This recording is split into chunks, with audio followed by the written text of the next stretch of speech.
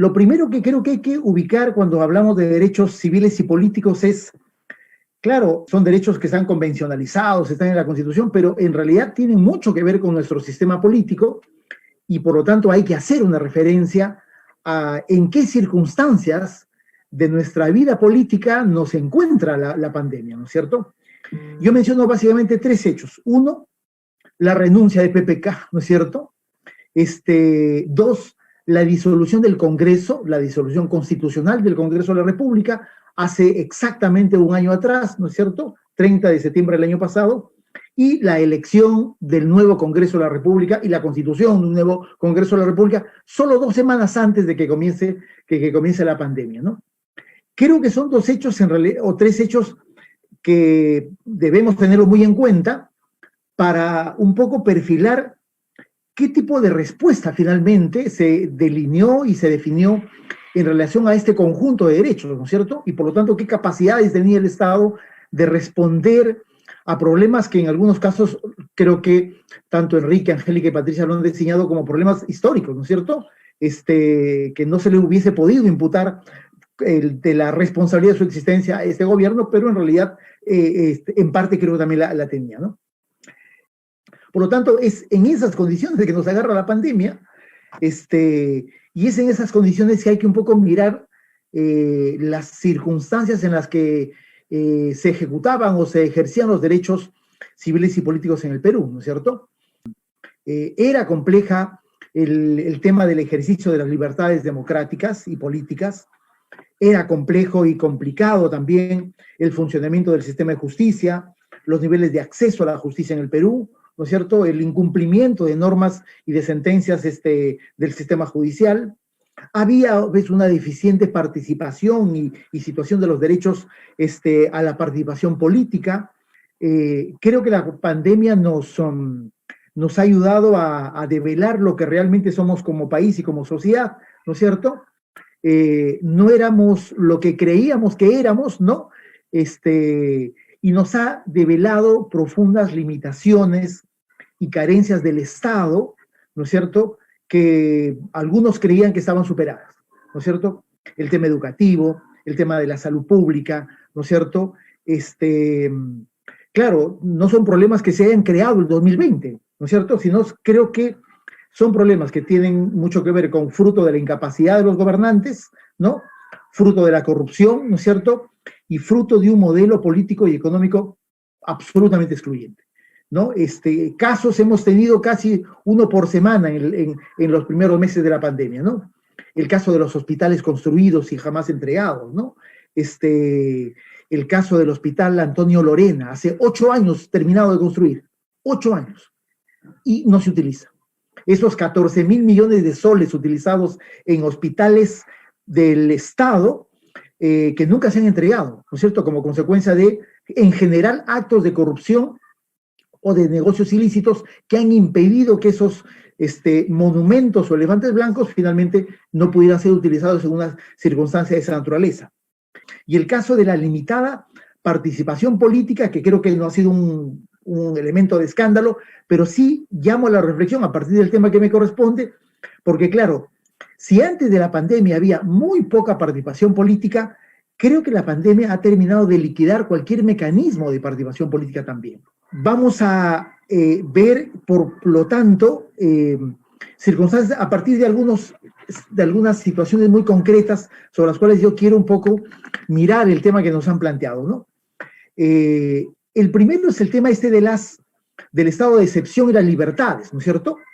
Sin duda la pandemia, una de las primeras cosas que se comenzó a decir es la necesidad de que las personas no circulen, de que las personas estén aisladas o haya un estado de no circulación, ¿no es cierto?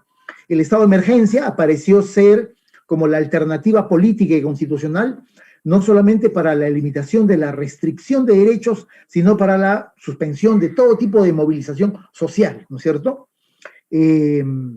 Por lo tanto, ahí yo digo, aparentemente no tenemos como Estado un esquema de respuesta institucional diferente al de la suspensión de los derechos de las personas, ¿no es cierto?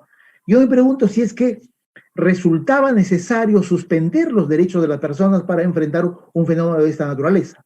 Yo me pregunto, ¿no tenemos otro esquema de responder ante circunstancias, es cierto, casi de catástrofe nacional, solo limitando los derechos fundamentales de las personas, como el derecho a al libre tránsito o el derecho a la reunión entre personas, más allá de las circunstancias de salud que determinaban que esto sea así? Pareciera que el Estado, por lo tanto, no tenía otro tipo de instrumentos que echar manos a algunos de los instrumentos que ya históricamente habían demostrado una suerte de agotamiento como respuesta para enfrentar problemas complejos. El caso del terrorismo, digamos, no necesariamente encontró una respuesta eficaz en la suspensión de los derechos fundamentales, ¿no? Pero además, esto creo que fue un poco siendo alimentado con una perspectiva media de guerra, ¿no es cierto? El discurso de que estamos en un combate y en una guerra ha sido un discurso alentado. De hecho, el rol de las Fuerzas Armadas desde el inicio de la pandemia ha sido un rol preponderante. Y claro, un discurso que encuentra en una sociedad como la peruana de que la mano dura y que los militares sí pueden ser como que la garantía de que la ley se cumpla de manera eficaz, cosa que las personas no lo pueden hacer porque se entiende que los peruanos como que tenemos un desapego y una suerte de ánimo permanente de sacarle la vuelta a la ley, ¿no es cierto? Ahí yo creo que hay un primer tema sobre el cual llamo la atención, ¿no es cierto? ¿Cómo queda el ejercicio de las libertades frente a un problema que no ha terminado, ¿no es cierto? Y en el que se puede sospechar que el echar mano a la restricción de libertades y derechos fundamentales es un mecanismo eficiente, inclusive en un problema que no necesariamente tenía un vínculo con las razones por las cuales ese tipo de estado de excepción se colocó en la norma constitucional, ¿no? El segundo punto sobre el cual hubo mucha discusión y que tiene directa vinculación con los derechos civiles y políticos es el tema de las personas privadas de libertad, ¿no es cierto? También ese es un problema histórico, no ha sido creado en este gobierno, sin duda alguna. Tenemos 95,000 personas en los establecimientos penitenciarios, ¿no es cierto? Y aparecía, y de nuevo apareció como que el hacinamiento, el gran problema de los establecimientos penitenciarios, ¿no? Se dieron algunas medidas muy iniciales como liberar a los que estaban condenados por omisión de asistencia familiar, y luego se entró en una disputa que ustedes recordarán entre el Ejecutivo y el Congreso de quién da la ley para despenalizar a los entre 10 y 15,000 personas que deberían haber salido de los establecimientos penales. Se perdió cerca de un mes entre que el Ejecutivo planteaba el proyecto y el Congreso que lo recibía, lo discutía, le dijo, en realidad no me interesa, esa es una chamba del Ejecutivo, ¿no es cierto? Perdimos un mes completo. Y luego ha venido un proceso de aplicación de la norma que yo diría que ha servido casi para nada, ¿no es cierto? Casi para nada. Pero ocurrió que, como pocas veces en nuestra historia, tanto decisiones legislativas del Ejecutivo como sentencias importantes como la que dio el Tribunal Constitucional a inicios de mayo de este año, en la que determinó que había un estado de cosas inconstitucionales en los establecimientos penitenciarios. Pero luego de eso, luego de sorprendernos de cómo vive la gente en los penales y de que hay circunstancias, condiciones inhumanas o infrahumanas, en realidad yo creo que es un problema que ha ido pasando, ¿no es cierto? Sí me ha alegrado una circunstancia que hoy día se publica en el Peruano, que una de las cosas que señaló el Tribunal Constitucional o dispuso el Tribunal Constitucional es que el Ejecutivo debía dictar una nueva política nacional penitenciaria. Bueno, se ha publicado el día de hoy. La pandemia puso los reflectores sobre el problema penitenciario, pero el balance no lo resolvió, ¿no es cierto? No lo resolvió. Salieron, yo diría, un 20 o 25% del total de personas que debieron salir en perspectiva de la gente que podía salir de las prisiones, pero es un tema que en ese momento yo creo que ya a casi nadie le importa, porque finalmente ya hemos vuelto a la normalidad de los problemas políticos y los problemas de la pandemia, ¿no? Un tercer problema creo que es un problema también histórico, el tema del acceso a la justicia y del debido proceso, ¿no? Es decir, el sistema judicial. El sistema judicial, como ustedes saben, Fiscalía, Poder Judicial, Tribunal Constitucional, Junta Nacional de Justicia, literalmente desde el 16 de marzo dejó de funcionar, ¿no es cierto? Dejó de funcionar hasta mediados del mes de julio de este año. No hemos tenido sistema judicial. Significa que decenas, capaz cientos de miles de personas no han tenido la posibilidad de acceder a la justicia, ¿no es cierto? En el sentido de tener un caso que haya ingresado al Poder Judicial, tener una decisión que haya ayudado a respetar o restablecer sus derechos fundamentales. Con el agregado, para que sepamos un poco la dimensión de estos 4 meses, con el agregado que el Poder Judicial inexplicablemente tiene vacaciones judiciales de casi todos los funcionarios durante el mes de febrero. O sea, han pasado casi 9 meses y en realidad el Poder Judicial ha dejado de trabajar aproximadamente 5 meses y medio. En realidad, eso en un país como el nuestro, en el que el reclamo de justicia es un reclamo constante, en realidad es un asunto en el que difícilmente nos vamos a superar. Sí es cierto, el Poder Judicial se ha reactivado, hay mucho de circunstancia virtual o métodos virtuales, pero también, como ya lo mencionó Patricia Salas, en realidad, claro, la virtualidad es un dato de la modernidad, ¿no es cierto? Pero no necesariamente eso significa que todo el mundo va a poder conectarse. Quien no tiene una buena conexión de su teléfono o no tiene internet en su casa, no va a poder participar en una audiencia judicial. Y ese es un dato simplemente demoledor. ¿Cómo haces? Si no puedes irte a una dependencia del Poder Judicial. Y si pudieras irte, pues corres el riesgo de que te contagies. Por lo tanto, la virtualidad es un signo de la modernidad, pero no necesariamente de que se haya democratizado el acceso a la justicia en el Perú, y eso nos va a acompañar durante varios meses, y yo supongo que hasta bien entrado el próximo año, ¿no es cierto? Eso es en cuanto al acceso a la justicia y al debido proceso. Un cuarto tema que planteo es el tema del acceso a la información pública, ¿no es cierto? El Estado peruano es un Estado que no da información, que tiene una serie de vericuetos y procedimientos para no darte información. Bueno, ahora menos, ¿no? Ahora mucho menos en realidad.